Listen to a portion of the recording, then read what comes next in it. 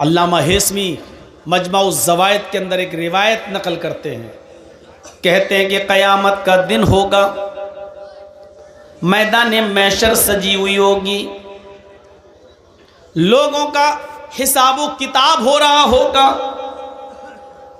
نام اعمال لوگوں کو ان کے ہاتھ میں دے دیے جائیں گے، نیک لوگوں کو ان کے رائٹ ہینڈ میں سیدھے ہاتھ میں، اور بدکاروں کو، برے کا عمل کرنے والوں کو ان کے لیفٹ ہینڈ میں یعنی ان کے الٹے ہاتھ میں نام اعمال دے دیے جائیں گے۔ کچھ لوگ کھڑے ہوں گے، ابھی ان کو نام اعمال نہیں ملے ہوں گے، یہ تہجد گزار ہوں گے، نمازیں ان کی کبھی نہیں چھوٹی ہوں گی، فجر کی نماز بھی ان کی کبھی ترک نہیں ہوئی ہوگی، اذان سے پہلے یہ مسجد میں پہنچنے والے لوگ ہوں گے، حاجی ہوں گے، نمازی ہوں گے، مولوی ہوں گے، ابھی ان کو ان کے ہاتھ میں نام اعمال نہیں ملا ہوگا، لیکن ان کو امید ہوگی ہم نے تو بڑی نمازیں پڑھی ہیں، بڑے روزے رکھے ہیں، بڑی عبادتیں کی ہیں، فرشتہ جب مجھے میرے ہاتھ میں نام اعمال دے گا تو داہنے ہاتھ میں نام اعمال دے گا، لیکن فرشتہ جب اس کے ہاتھ میں نام اعمال دینے آئے گا تو یہ اپنا داہنا ہاتھ بڑھائیں گے، فرشتہ اعمال نامہ پیچھے کر لے گا اور کہے گا کہ تم اپنا الٹا ہاتھ، اپنا بایاں ہاتھ بڑھاؤ۔ وہ کہیں گے فرشتوں سے، کیا کہہ رہے ہو؟ بایاں ہاتھ؟ ہم نے تو نمازیں پڑھی ہیں، ہم نے تو روزے رکھے ہیں، ہم نے تو حج کیے ہیں، ہم نے تو تہجد پڑھی ہیں، ہمیں الٹے ہاتھ میں نام اعمال کیوں دو گے؟ فرشتہ کہے گا میں یہ کچھ نہیں جانتا، میرے رب نے تمہیں الٹے ہاتھ میں نام اعمال دینے کا حکم مجھے دیا ہے، بڑھاؤ اپنا بایاں ہاتھ۔ یہ نمازی، یہ روزدار، یہ تہجد گزار، یہ حافظ، یہ مولوی، یہ حاجی مجبور ہو کر اپنا بایاں ہاتھ بڑھائے گا اور اس کو اس کے الٹے ہاتھ میں نام اعمال دے دیا جائے گا۔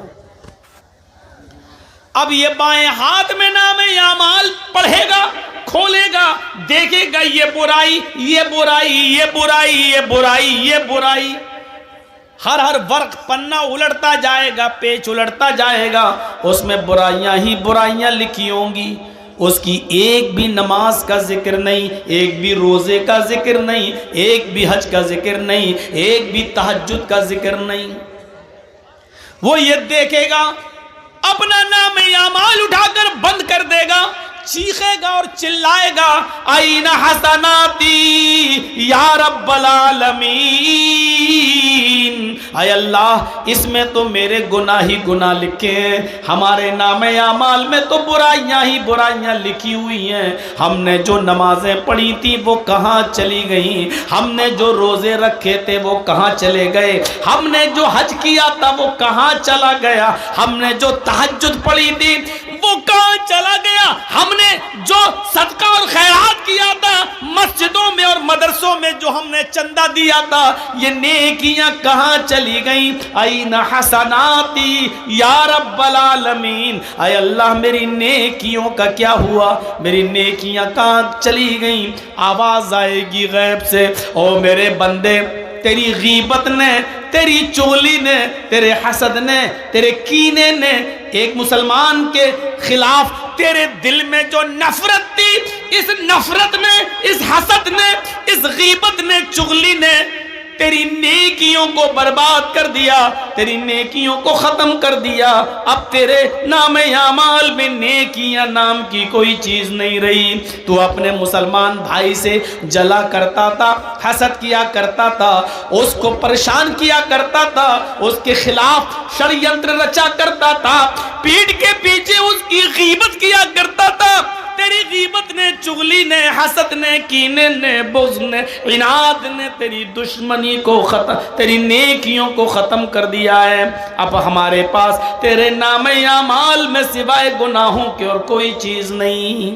یہ غیبت، یہ چغلی، یہ حسد، یہ کینہ، یہ بغض، یہ عناد، یہ دشمنی، ایک دوسرے سے یہ نفرت اتنی بری چیز ہے کہ یہ ہماری نمازوں کو ختم کر دیتی ہے، ہمارے روزے کو برباد کر دیتی ہے، ہماری عبادتوں کو چوپٹ کر دیتی ہے۔ ہم نماز پڑھ رہے ہیں لیکن باہر نکل کے آئے اپنے بھائی کی غیبت کرتے ہیں، یہ نماز ہماری ختم کر دی جاتی ہے، ثواب سے ہمیں محروم کر دیا جاتا ہے۔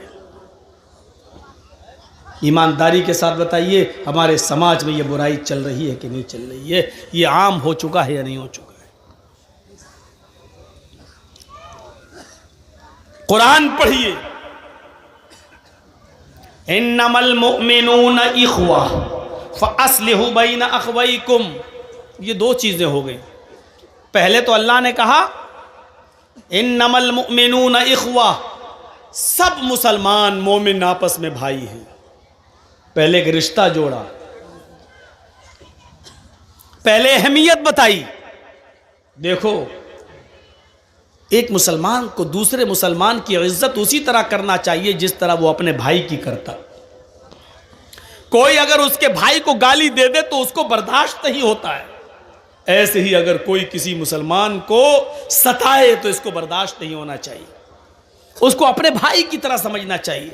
پہلے ایک رشتہ جوڑا، انما المؤمنون اخوہ، دنیا کے اندر جہاں بھی مسلمان ہے وہ تمہارا بھائی ہے۔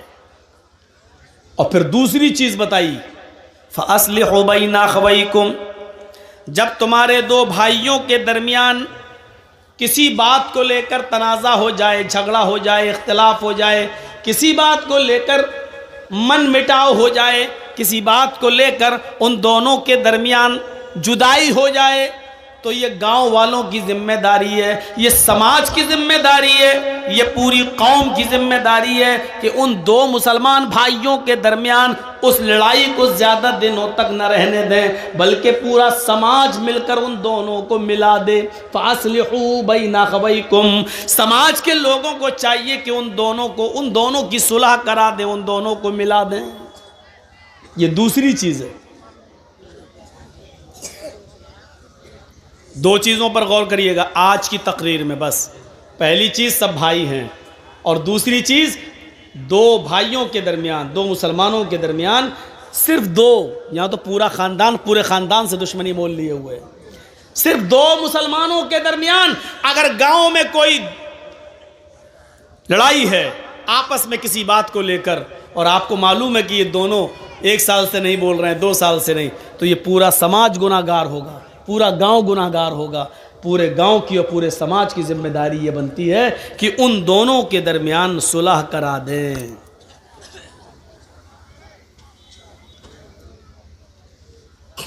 صلح کرانے کے لیے ایک حکم اور دیا ہے۔ جھوٹ کتنی بری چیز ہے، کوئی اگر اپنے منہ سے جھوٹ بولتا ہے تو اللہ کے نبی صلی اللہ علیہ وسلم نے فرمایا کہ جب کوئی بندہ جھوٹ بولتا ہے تو اس کے منہ سے اتنی گندی بدبو نکلتی ہے کہ اس کی بدبو سے فرشتہ 1 میل دور بھاگ جاتا ہے۔ یہاں سے آپ اندازہ لگا سکتے ہیں کہ جھوٹ کتنی بری چیز ہے۔ ایک حدیث میں آتا ہے کہ اللہ کے نبی سے کسی صحابی نے پوچھا، اے اللہ کے رسول کیا مومن بزدل ہو سکتا ہے؟ اللہ کے نبی نے کہا ہاں ہو سکتا ہے۔ دوسرا سوال کیا، اے اللہ کے نبی کیا مومن بخیل ہو سکتا ہے، کنجوس؟ آپ نے کہا ہاں ہو سکتا ہے، اس نے پیسہ زیادہ کما لیا ہو اور اللہ کی راہ میں زیادہ خرچ نہ کرے، کنجوس ہو سکتا ہے، بخیل ہو سکتا ہے، مال و دولت کی محبت اس کے دل میں آ سکتی ہے، ہو سکتا ہے۔ مومن بخیل بھی ہو سکتا ہے، مال و دولت کی محبت اس کو آ سکتی ہے، بزدل بھی ہو سکتا ہے، بخیل بھی ہو سکتا ہے۔ پھر پوچھنے والے نے پوچھا، اے اللہ کے رسول کیا مومن جھوٹا بھی ہو سکتا ہے، کیا جھوٹ بھی بول سکتا ہے؟ تو اللہ کے رسول نے کلیئر کر دیا، فرمایا واللہ المومن لا یکذب، اللہ کی قسم جھوٹ بولتا ہو وہ مومن ہو ہی نہیں سکتا۔ مومن اور جھوٹ، مسلمان اور جھوٹ، یہ 2 الگ الگ چیزیں ہیں۔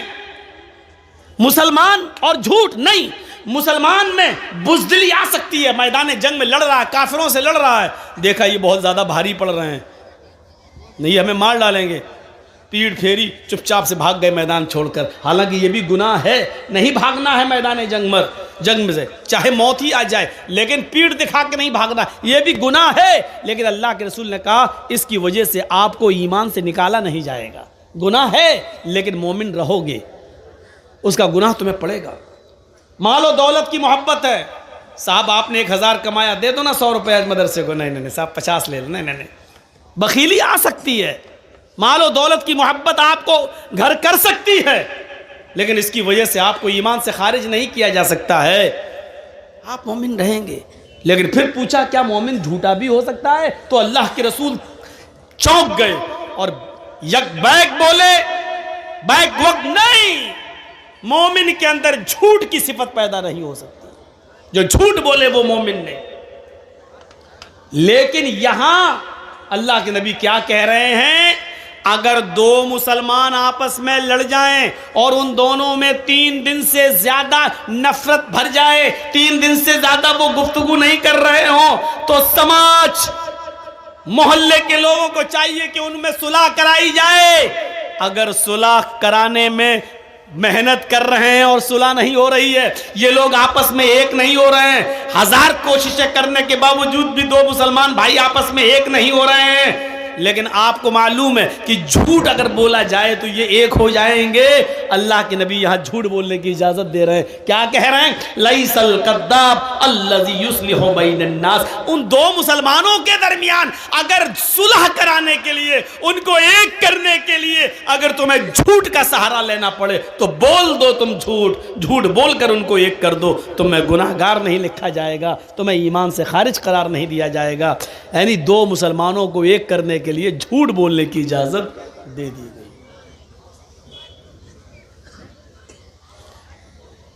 اسی طریقے سے اگر کسی کی بیوی ناراض ہو اور من نہ رہی ہو تو شوہر اپنی بیوی کو منانے کے لیے بھی جھوٹ بول سکتا ہے، لیکن اتنا بڑا جھوٹ مت بولنا کہ پکڑ جائے۔ ہائے اتنی محبت کرتا ہوں، تم کہو تو چاند توڑ کے لائیں۔ ابے 1 میل تو اوپر جا نہیں سکتا تو 2,40,000 میل کی اونچائی پہ جا کے چاند توڑ کے لائے گا؟ تو اتنا بڑا بھی جھوٹ مت بولنا کہ بیوی کو یقینی نہ آئے۔ ہلکا پھلکا جھوٹ جس سے وہ مان جائے شوہر بول سکتا ہے، اجازت ہے، اس کے علاوہ اور کہیں نہیں۔ تو میرے بھائیوں آپ اندازہ لگائیے کہ ایک مسلمان کا دوسرے مسلمان کے ساتھ کیا معاملہ ہے کہ اگر جھوٹ بول کر بھی ان دونوں کو ایک کیا جا سکتا ہے تو کر دو۔ اس سے اندازہ لگا سکتے ہیں کہ جھوٹ جو اتنا برا ہو کہ بولنے والے کے منہ کی بدبو سے فرشتے 1 میل دور بھاگ جاتے ہوں، اور یہاں اجازت دے رہے ہیں اللہ کے رسول اگر ان دونوں کو ایک کرنے کے لیے جھوٹ کا سہارا لینا پڑ رہا تو لے لو۔ انما المؤمنون اخوہ، سارے مسلمان آپس میں بھائی بھائی ہیں۔ بھائی کا مطلب جانتے ہو؟ ٹرین میں آپ سفر کریے، کتنی جلدی دوستی ہو جاتی ہے۔ جرجی صاحب دلی سے بیٹھے کلکتہ آ رہے ہیں، ٹرین میں بیٹھے ہوئے ہیں، میری سیٹ ادھر ہے، میری سیٹ کے سامنے ایک اور مسلمان بھائی بیٹھا، ایک مثال دے رہا ہوں، پوچھنا نہیں کب کا واقعہ ہے، ایک مثال دے رہا ہوں، سامنے ایک اور مسلمان بھائی بیٹھا ہوا ہے، ہم اس کو نہیں جانتے، وہ ہمیں نہیں جانتا، میں نے اس کو دیکھا لگ رہا مسلمان، اس نے ہم کو دیکھا ہاں یہ بھی مسلمان، السلام علیکم وعلیکم السلام، اچھا ماشاء اللہ، کہاں جا رہے ہو؟ کلکتہ۔ کولکاتہ؟ اچھا، میں نے پوچھا اچھا بھائی آپ کہاں جا رہے ہیں؟ کولکاتہ، میں بھی وہی جا رہا ہوں کلکتہ۔ تھوڑی اور ہمدردی بڑھ گئی۔ اچھا آپ کا نام کیا ہے؟ جی میرا نام محمد اسلم۔ آپ کا نام کیا ہے؟ میرا نام محمد جرجیس۔ ماشاء اللہ، اور تھوڑی قربت بڑھ گئی۔ دھیرے دھیرے دھیرے دھیرے اسی ٹرین میں ابھی 24 گھنٹے کا سفر ہے، 2-4 گھنٹے میں ہی اتنی محبت بڑھ گئی کہ آپ چائے خرید رہے ہیں تو 1 نہیں 2، ایک مجھے پلا رہے ہیں، ایک آپ، میں کوئی چیز خرید رہا ہوں تو آپ کو دے رہا ہوں، ایک آپ ایک میں، تھوڑی اور قربت بڑھی۔ اچھا کہاں جاؤ گے کولکاتہ میں؟ مڈیا برج۔ آپ کہاں جائیں گے؟ ارے صاحب میں بھی وہیں جا رہا ہوں، لیجیے، اور قربت بڑھ گئی۔ اب یہ قربت اتنی بڑھ گئی کہ میں کسی اسٹیشن پر پانی بھرنے کے لیے اترتا ہوں تو وہ آدمی میرے سامان کی دیکھ ریکھ کر رہا ہے، کیونکہ یہ ہمارا بھائی ہے، سفر کا ساتھی ہے، وہ کسی اسٹیشن پہ اترتا ہے تو ہم اس کا سامان دیکھ رہے ہیں۔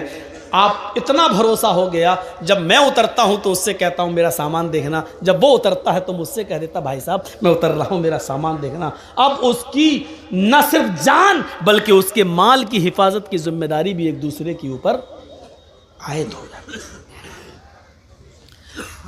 15-16 گھنٹے 20 گھنٹے کے سفر میں صرف جان پہچان کی بنیاد اتنی سخت ہو جاتی ہے کہ آپ اس کی جان کے بھی محافظ ہو جاتے ہیں۔ اگر کوئی اس کو چھیڑے تو آپ اس کے لیے لڑنے لگتے ہیں، آپ کو کوئی گالی دے تو وہ آپ کا ساتھ دینے لگتا ہے۔ جب آپ اسٹیشن پہ اترتے ہیں تو آپ کے سامان کی حفاظت میں کرتا ہوں، میں اترتا ہوں تو آپ میرے سامان کی حفاظت کرتے ہیں۔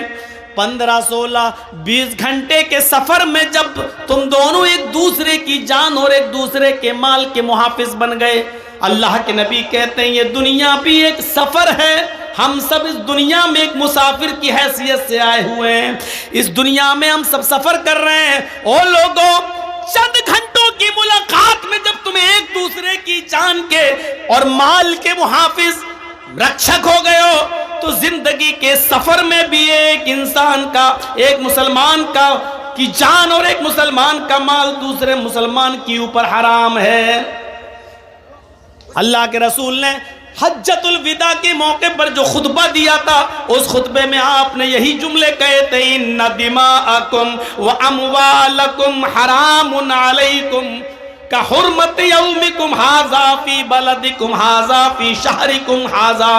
یہ اللہ کے نبی نے فرمایا او لوگو، تمہارے خون اور تمہارا مال ایک دوسرے کے اوپر حرام ہے، تم ایک دوسرے کو قتل نہ کرو، ایک دوسرے کا مال ناجائز طریقے سے نہ کھاؤ۔ یہ اللہ کے رسول نے اپنے آخری خطبے کے اندر ان جملوں کو کہا تھا۔ قرآن بھی ہمیں حکم دے رہا ہے، یا ایھا الذین آمنوا لا تاکلوا اموالکم بینکم بالباطل۔ اے ایمانوں والو، اے مسلمانوں، تم آپس میں ایک دوسرے کا مال ناجائز طریقے سے مت کھاؤ۔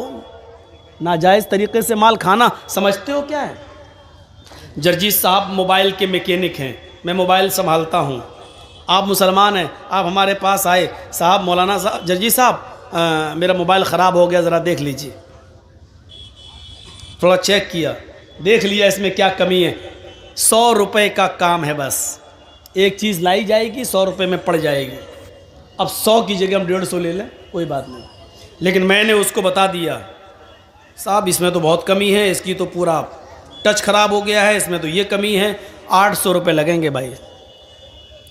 800 بھائی دیکھ لیجیے یار، ہم غریب آدمی ہیں، ہوتے نہیں صاحب اس میں اتنی کمیاں ہیں، اس میں اتنی پرابلم ہے، یہ ہے، یہ پڑے گا وہ پڑے گا، لوکل نہیں ڈالتے ہم، اوریجنل ڈالتے ہیں، یہ کرتے ہیں وہ کرتے ہیں، اور بات ہوتے ہوتے 500 روپے پہ معاملہ ٹک گیا۔ آپ کو معلوم ہے 100 روپے کی چیز پڑنا ہے، اور آپ نے اس کو 800 سے طے کرتے کرتے 500 پہ معاملے کو ڈن کر دیا۔ سنو، موبائل سنبھال کر اس کو دے دیا اور 500 روپے لے لیا۔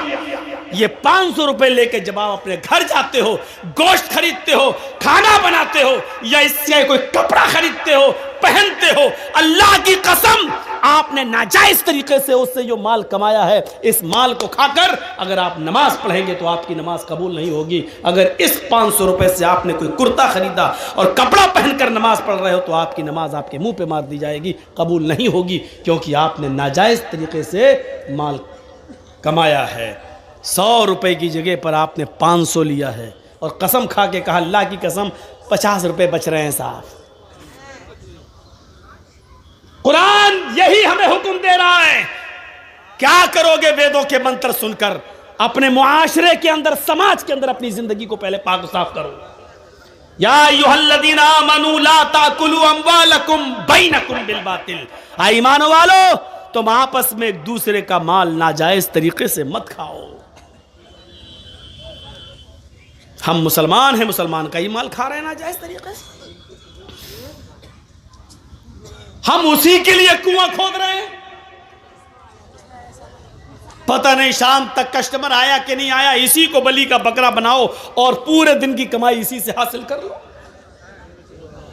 اب آپ کہو گے مولانا ہم نے تو طے کر لیا، چوری تھوڑی کی ہے، اس کو بول دیا 500 لگیں گے، اس نے کہہ دیا ٹھیک ہے۔ ہم لوگوں نے تو طے کیا ہے، ہاں آپ نے طے کیا ہے، لیکن آپ نے یہ بھی تو کہا کہ 800 لگیں گے، اس میں یہ پڑے گا وہ پڑے گا، آپ نے اس کو کلیئر کیوں نہیں کیا؟ 100 روپے کی چیز آئے گی لیکن میں 800 لوں گا، دینا ہو تو دو، آپ کلیئر کیجئے۔ صاحب ایسے بول دیں گے تو کون آدمی ہم سے صحیح کرائے گا؟ تو آپ 100 کی جگہ 150 لے لیجئے، آپ محنت کر رہے ہیں، لیکن 100 کی جگہ آپ 500 لیں گے اور یہ کہہ کے لیں گے کہ اللہ کی قسم ہمیں 50 بچ رہے ہیں، اپنی اولاد کی قسم 50 بچ رہے ہیں، ہمیں پروفٹ نہیں ہو رہی ہے، ہم صرف لاگت لے رہے ہیں، ہم آپ سے کما نہیں رہے ہیں، یہ کہہ کر آپ یہ ناجائز طریقہ ہے پیسہ کمانے کا۔ اسی طریقے سے کوئی بھی بزنس آپ کر رہے ہیں، کپڑا بیچ رہے ہیں، 100 روپے کا کپڑا 500 روپے میں آپ بیچ رہے ہیں، آپ کو معلوم ہے 500 بتائیں گے تو 300 میں بکے گا، لیکن وہ کپڑا آپ کو معلوم ہے کہ اگر 150 میں بھی بک جائے تو ہمیں فائدہ ہے، 50 روپے بچ رہے ہیں، لیکن آپ کی نیت پہلے سے یہ ہے 500 بتائیں گے 300 تک پہ ہم ڈن کر دیں گے، لینے والا لے گا۔ یہ بھی ناجائز ایک قسم ہے پیسہ کمانے کی میرے بھائیوں، اس طریقے سے نہیں۔ قاضی شریح جن کو حضرت علی نے قاضی بنایا تھا، جج بنایا تھا، ان کو ایک گھوڑا خریدنے کی ضرورت پڑی، مارکیٹ میں گھوڑا خریدنے کے لیے جاتے ہیں، اور سنو یہ بھی ایک قسم ہے ناجائز مال۔ قاضی شریح نے ایک گھوڑا خریدنا چاہا اور گھوڑا خرید رہے ہیں تو گھوڑے والے سے پوچھا گھوڑا بیچ رہے ہو؟ کہاں؟ کتنے کا؟ اس نے کہا 400 درہم کا۔ قاضی شریح نے کہا دیکھوں 400 کا ہے یا 300 کا، یہ تو چلانے کے بعد پتا چلے گا، کیا میں تمہارے گھوڑے کو چلا سکتا ہوں تھوڑی دیر کے لیے؟ میں ٹرائی کر سکتا ہوں؟ قاضی شریح گھوڑا بیچنے والے نے کہہ دیا لے لو۔ یہ ہمدردی ہمارے اندر بھی آنی چاہیے، یہی اسلام ہے۔ قاضی شریح اس گھوڑے پر بیٹھے اور اس کی لگام پکڑی اور چلا کر دیکھا، اور پھر لوٹ کر آئے ایک چکر لگا کر، کہنے لگے گھوڑے والے سچ بتاؤ کہ یہ گھوڑا تم کتنے کا دے رہے ہو؟ اس نے کہا 400 درہم کا۔ نہیں، تمہارا گھوڑا تو 400 سے بھی اوپر کا ہے، میں نے اس گھوڑے کی رفتار سے اندازہ لگایا ہے، شاید تم کسی مجبوری میں تم بیچ رہے ہو، مجھے سچ بتاؤ گھوڑے کی صحیح قیمت کیا ہے؟ کہا نہیں، میں تو 400 درہم مجھے مل جائے، مجھے جو ضرورت ہے اتنا ہی میں نے بتا دیا۔ قاضی شریح نے کہا کہ نہیں، تمہارا گھوڑا 500 درہم کا ہے۔ گھوڑا بیچنے والے نے کہا ادھر سنیے، ادھر دیکھیے، یتیموں کی اور غریبوں کی اور مجبوروں کی زمین کم پیسوں میں خریدنے والوں، جانتے ہو کہ 2 لاکھ روپے کی اس کی زمین ہے، لیکن اس کی ماں بیمار ہے، اس کی بیٹی بیمار ہے، اس کو زمین بیچ کر اپنی بیٹی کا علاج کرانا ہے، اس لیے مجبوری میں وہ 1.5 لاکھ کی دے گا، اور ہم انتظار کر رہے ہیں کہ وہ اپنی بیٹی کا یا اپنی بیوی کا علاج یا اپنے بچے کا علاج کرائے گا تو 2 لاکھ کی زمین 1.5 میں بھی بیچے گا اور ہم 1.5 میں خرید لیں گے، جبکہ ہمیں معلوم ہے کہ اس کی زمین 2 لاکھ کی ہے، قیمت اس کی صحیح ہے، لیکن مجبوری میں وہ 1.5 لاکھ کے بیچ رہا ہے اور ہم 1.5 لاکھ کی اس کی زمین لے رہے ہیں۔ یہ بھی پیسے کی ایک حرام قسم ہے جو تم چاہے اس نے اپنی مرضی سے کیوں نہ دی ہو، لیکن تمہیں معلوم ہے کہ اس نے مجبوری سے دی ہے، تو آپ کی یہ 1.5 لاکھ روپے کی لی ہوئی 50,000 کا جو چونا لگایا آپ نے، یہ حرام کمائی ہوگی اور اس نے پوری قیمت کو حرام کر دیا ہے، اور تم ایک مجبور کی مجبوری کا فائدہ اٹھا رہے ہو۔ یہ معاف کیے جانے لائق جرم نہیں ہے۔ سنو، قاضی شریح کہتے ہیں تمہارا گھوڑا تو 500 درہم کا ہے، تم 400 کیوں مانگ رہے ہو؟ اس نے کہا سنو، 400 درہم کی مجھے ضرورت ہے، میں نے قیمت 400 مانگی ہے، اگر آپ 500 دینا چاہیں تو یہ آپ کی مرضی، ورنہ میری طرف سے صرف 400 فکس ہے۔ یہی کہے گا بیچنے والا، صاحب آپ کو اچھا لگ رہا ہے اور 500 دینا چاہتے تو دے دیجئے، لیکن ہماری طرف سے 400 ہے۔ قاضی شریح کہتے ہیں میں ایک اور چکر لگاتا ہوں۔ انہوں نے ایک اور چکر لگا کر دیکھا اور دیکھ کر پھر لوٹ کر آتے ہیں اور کہتے ہیں گھوڑے والے تم اپنی مجبوری نہیں بتانا چاہتے ہو، مت بتاؤ، لیکن میں نے دوبارہ تمہارے گھوڑے کو چلا کر دیکھا تو میں یقین کے ساتھ کہہ سکتا ہوں تمہارا گھوڑا 500 سے بھی اوپر کا ہے، یہ 600 درہم کے لائق ہے۔ گھوڑا بیچنے والا پھر کہتا ہے قاضی صاحب میری طرف سے 400 درہم ہے، اگر آپ 600 دے دیں 500 دے دیں تو یہ آپ کی مرضی ہے، لیکن میری طرف سے 400 درہم اس کی قیمت ہے۔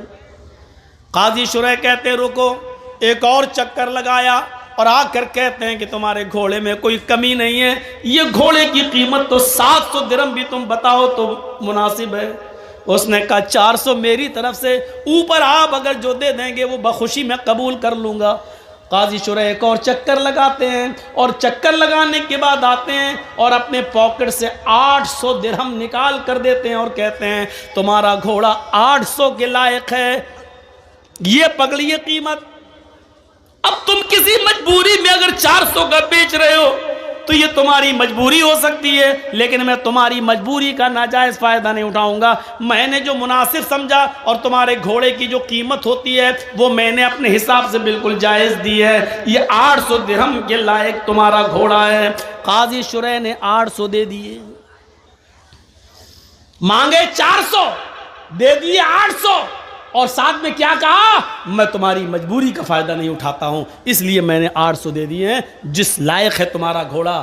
آئے ببولا بونا کے لوگوں، احمد آباد والوں، کٹیہار کے لوگوں، کبھی تم نے کسی مجبور کی مجبوری کو سمجھتے ہوئے کبھی 2 لاکھ کی زمین کو 2.25 لاکھ بھی دینے کی کوشش کی ہے؟ کبھی کسی غریب کی 2 لاکھ کی زمین کو 2.5 لاکھ میں بھی خریدا ہے، یہ سوچ کر کہ چلو وہ اپنی بیٹی کا علاج کرا لے گا، چلو اس کی ماں کو کینسر ہے وہ اپنی ماں کا علاج کرا لے گا، ہماری زمین پڑی رہے گی، 2 کی جگہ 2.5 میں ہم بیچ لے رہے ہیں، 2-3 سال میں اس کی قیمت بڑھ جائے گی، ہم تو پھر کما لیں گے۔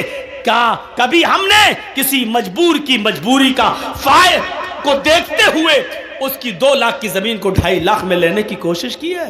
نہیں، 2 کی زمین کو 1.5 میں تو لینے والے اس محفل میں بھی ہزاروں مل جائیں گے، سینکڑوں مل جائیں گے، بہت مل جائیں گے، لیکن 2 لاکھ کی زمین کو 2.5 لاکھ میں لینے والا ایک بھی نہیں ملے گا، اگر اٹھوایا جائے تو ایک بھی نہیں ملے گا۔